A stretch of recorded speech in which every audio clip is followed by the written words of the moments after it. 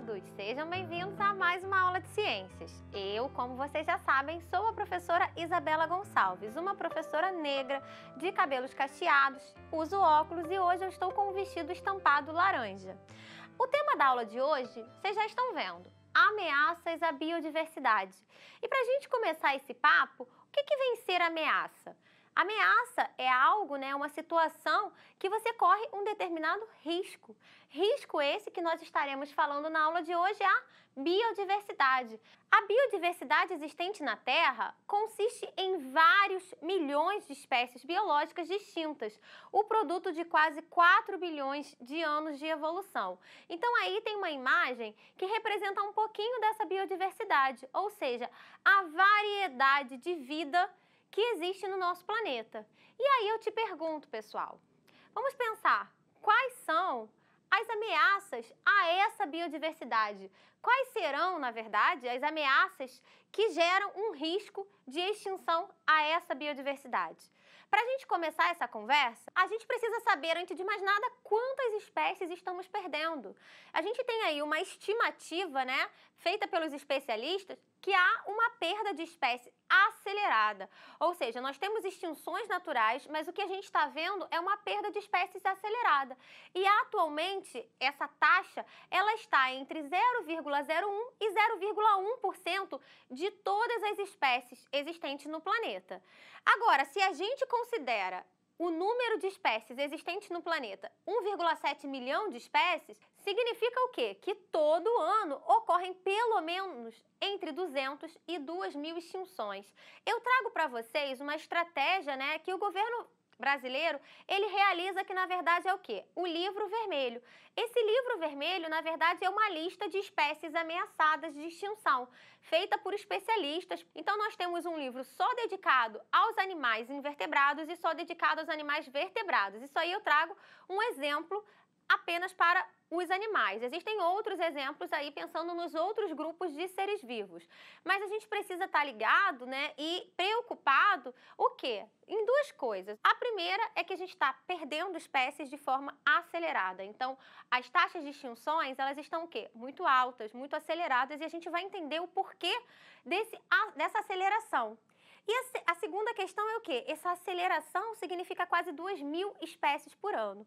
E se vocês pensarem o seguinte, nós temos uma estimativa de entre 10 e 50 milhões de espécies, só que nós só conhecemos quase 2 milhões. Então, essas extinções, a gente quer dizer que o quê? Que existem espécies que nem foram descritas, ou seja, as espécies que nem foram descobertas, que infelizmente estão sendo extintas. E aí eu pergunto para vocês, quais são as causas? Quais são, mais uma vez, as ameaças a essa biodiversidade? Olhem para o slide. Agora eu trago para vocês pensarem um pouquinho de forma crítica. Os cientistas sabem o quê? Que toda a história geológica do planeta aconteceram o quê? Grandes extinções, Como inclusive a que exterminou os dinossauros. Acredita-se que atualmente nós estamos vivendo a 6ª extinção. Só que qual é o problema maior, pessoal? A diferença é que o quê? Ao contrário dos outros 5 episódios de extinção em massa da história do planeta, dessa vez, infelizmente, parece que uma única espécie, que é a espécie humana, ou seja, nós, é quase que inteiramente responsável por essa crise. E isso quer dizer o quê, pessoal? Que nós estamos interferindo a tal ponto, no ambiente, que nós estamos sendo capazes de extinguir as espécies. Nós estamos modificando tanto a paisagem que as espécies não estão conseguindo sobreviver perante tanta modificação e destruição. Isso é muito grave. E quais são essas modificações, Quais são essas ameaças de tal forma que está causando essa perda de biodiversidade? Olhem aí. A gente tem aí algumas, principais causas, principais ameaças a essa biodiversidade. Nós temos a perda de habitat, as espécies exóticas e invasoras, a fragmentação, o uso excessivo dos recursos naturais, as mudanças climáticas globais e a poluição. E agora nós falaremos um pouquinho sobre cada uma delas. A primeira é a perda ou modificação de habitat. Como a gente já está falando, perda de habitat, ou seja, perda de território. O que eu quero dizer com isso? Eu falo quando eu retiro uma vegetação, como, por exemplo, desmatamento ou a queimada, eu estou o quê? Perdendo aquele habitat. Então, espécies que viviam ali, elas simplesmente não poderão sobreviver a essa perda por conta dessas modificações na paisagem. Ou ela se desloca para outro lugar quando há tempo, ou ela vai ser extinta. E aí, a gente tem esse gráfico, né, que é muito triste, que são os 10 países onde mais se perdeu florestas primárias em 2020. Quando eu falo florestas primárias, eu quero dizer florestas intactas, florestas que ainda não tinham sido desmatadas. E olha quem está liderando esse ranking, né? Então isso é muito triste, porque o nosso país, ele entra aí, isso é de 2020, uma projeção, um gráfico muito recente, e nós estamos ali liderando como um dos países que mais desmatou, ou seja, que mais perdeu território. Continuando, né, a perda e a modificação de hábitat, a gente consegue observar que o quê? Quando a gente retira uma paisagem, quando a gente retira uma vegetação para dar lugar a uma agricultura ou para dar lugar a um pasto, olha a diminuição que a gente tem de biodiversidade. Isso aí é um pequeno exemplo, um pequeno recorte. Então a gente consegue ver uma floresta primária, imaginem aquela floresta primária sendo desmatada, como a gente acabou de ver naquele gráfico, para dar lugar a alguma atividade, né? Uma atividade agrícola, por exemplo. E vocês conseguem observar somente a biodiversidade de pássaros reduzindo. Então, se nós fizermos uma projeção para toda a nossa biodiversidade, incluindo não só os animais, mas as diferentes espécies de plantas, de fungos e de micro-organismos, a gente consegue observar como essa perda ela é acentuada. A gente só teve esse exemplo aí rapidamente de um pássaro, né? Na verdade, de vários pássaros. Continuando essa perda e modificação de habitat, eu trago aí um exemplo da hidrelétrica. Nós temos na primeira imagem superior como era a paisagem anterior à hidrelétrica. A hidrelétrica, na verdade, ela precisa ter um reservatório. Então, esse reservatório, ela, na verdade, se dá de que forma? Uma determinada região precisa ser inundada. E vocês conseguem ver essas 7 quedas, né, que aparecem na imagem superior, sendo representada por esses números abaixo. Ou seja, isso foi totalmente inundado. Olha a mudança de paisagem, olha a perda de hábitat de todas essas espécies que sobreviviam naquele território ali úmido, né, de florestas, ou seja, a gente tem aí uma grande perda de biodiversidade devido a essa modificação do habitat, justamente para dar lugar a essa hidrelétrica. E se a gente parar para pensar que a hidrelétrica é a nossa principal fonte de energia, a gente tem aí um grande problema, porque esses reservatórios, eles acontecem e não param de crescer a todo momento no nosso território. Indo para as espécies exóticas e invasoras, a gente precisa entender primeiro o que é uma espécie nativa, que vem ser o quê? Olha esse exemplo que eu trouxe dessas plantas, né? Dessas flores. A espécie nativa, ela é natural de um determinado ecossistema ou região. Ela é natural dali, ela foi descrita, ela foi descoberta para aquele ambiente. Quando eu falo que a espécie ela é nativa e natural, o que eu quero dizer com isso? Ela, na verdade, ela vai ocorrer ali não só sozinha, isolada, mas sim dentro de um ecossistema. Então, espécies que dependem dela e ela que depende também de todo um ecossistema em equilíbrio. Tá bom? Agora, o que seria uma espécie exótica? A espécie nativa, ok, a espécie que é natural daquele lugar. A espécie exótica vem ser o quê? É uma espécie que acabou parando naquele local, só que aquele local é fora de sua distribuição natural, ou seja, a espécie não é natural daquele lugar, ela não foi descrita para ali e ela acabou chegando àquele território. Ah, professora, e aí você me pergunta, né? Como que ela foi chegar naquele território? De duas formas. A gente pode introduzir uma espécie de uma forma intencional ou de uma forma acidental. Eu vou dar um exemplo para vocês daqui a pouco. Agora vamos entender o conceito de espécie exótica invasora. Olhem aí. A espécie invasora, ela é aquela espécie exótica, ou seja, aquela espécie que foi introduzida naquela área, só que o que aconteceu? Ela acabou se adaptando tão bem àquela região, àquele habitat, que ela se proliferou sem controle e passou a representar uma ameaça para as espécies nativas, para a saúde, para a economia humana e para o equilíbrio do ecossistema. Lembra que eu falei que o ecossistema estava em equilíbrio somente com a espécie nativa? Então, a gente consegue perceber na última imagem o quê? Um domínio, uma prevalência das espécies o quê? Somente roxinhas. Então, essas espécies roxas, elas acabaram predominando, né, e se proliferando justamente nessa população e dando risco à espécie que a gente tem aí nativa. Então, como é que a gente pode introduzir uma espécie, por exemplo, de forma acidental? É muito simples. Quando você tem um aquário dentro de casa, por exemplo, aquelas espécies que estão no seu aquário, a maioria, né, a grande maioria dos aquários que a gente tem são espécies que não são naturais daqui da Mata Atlântica, parando para pensar, né? Não são dos rios aqui. Elas são espécies de fora, muitas das vezes da Ásia, que são comercializadas. Então, quando você tem o seu aquário e você não quer mais o seu aquário e joga simplesmente na pia ou joga dentro de um rio, achando que está deixando a espécie viva, sobrevivendo à espécie, você está introduzindo acidentalmente aquela espécie dentro de um ecossistema. De forma intencional é quando, por exemplo, você traz uma espécie para um fim culinário, por exemplo, como aconteceu com o caramujo gigante africano, e simplesmente você não tem uma aceitação muito boa da população. E aí, já que a espécie está aqui, a espécie lá da África, o que vai acontecer? Vou soltar a espécie. E aí, nisso que você solta, você trouxe intencionalmente, com uma intenção de servir de comércio alimentício, e não deu certo. E aí, o que aconteceu? A espécie acabou se proliferando e virando uma praga. Olhem aí algumas espécies invasoras que eu trouxe para vocês.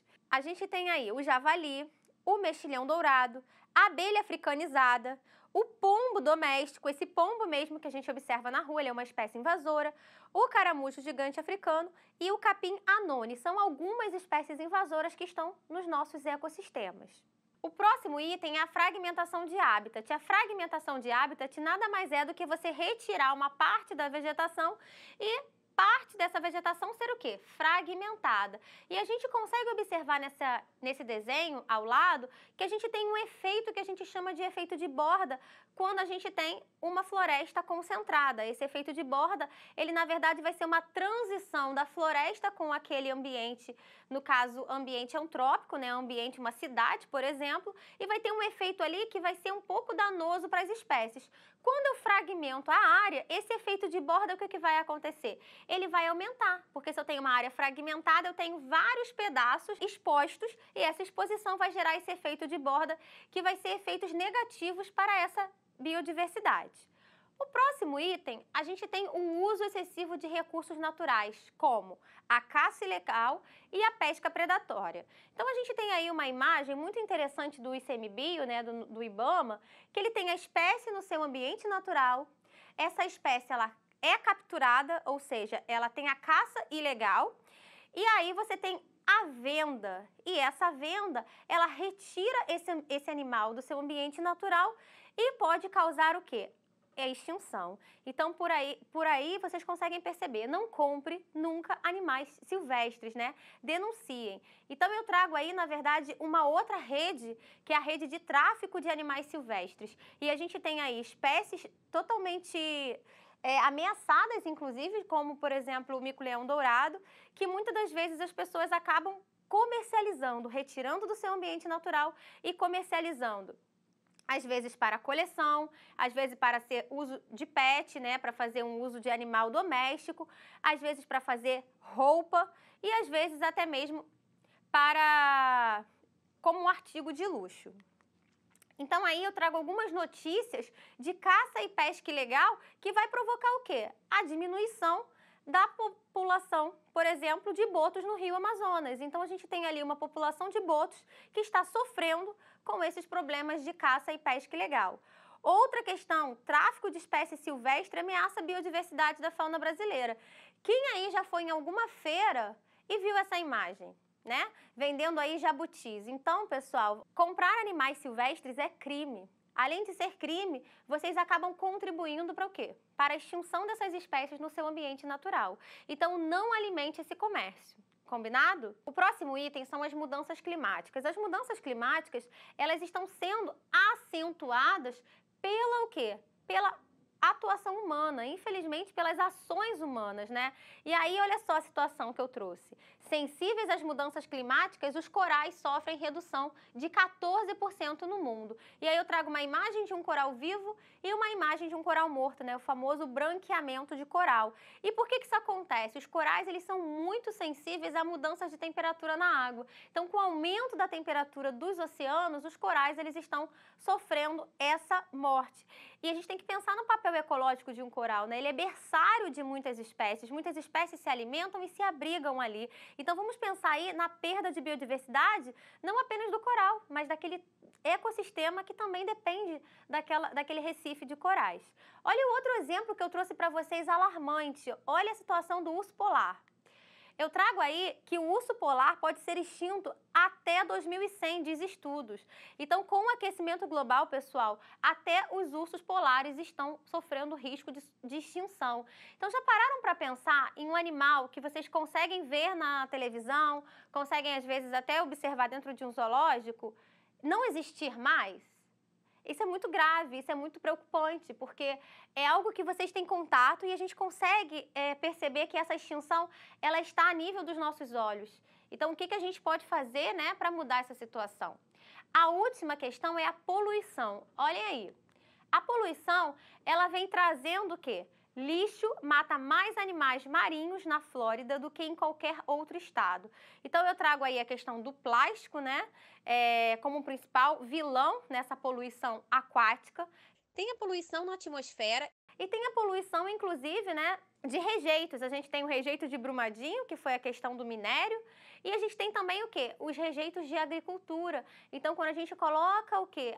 Fertilizantes, adubos químicos dentro de plantações, esses adubos eles vão ser carregados através da chuva para onde? Para dentro dos rios, que vai contaminar uma série de ambientes diferentes, alterando totalmente a hidrologia e aumentando a proliferação de algas e causando o fenômeno que a gente conhece como eutrofização. Bom, pessoal, vocês estão vendo que ameaças são muitas, né? E para a gente não acabar a aula, né, dessa forma tão trágica, tão complexa, a gente tem aí o que pode ser feito para diminuir as ameaças à biodiversidade. Então, como diferentes ações poderiam ajudar a restaurar essa biodiversidade? Então, a gente tem reduzir o consumo, produzir de maneira sustentável, reduzir contaminações, diminuir mudanças climáticas e conservar para restaurar. Então, são algumas estratégias que a gente consegue perceber que não depende só do indivíduo. É claro que ações individuais são importantes, mas mais que ações individuais, são políticas públicas para reverter essa situação e mudar esse cenário. Eu vou ficando por aqui, espero que você tenha gostado e até a próxima. Tchau, tchau!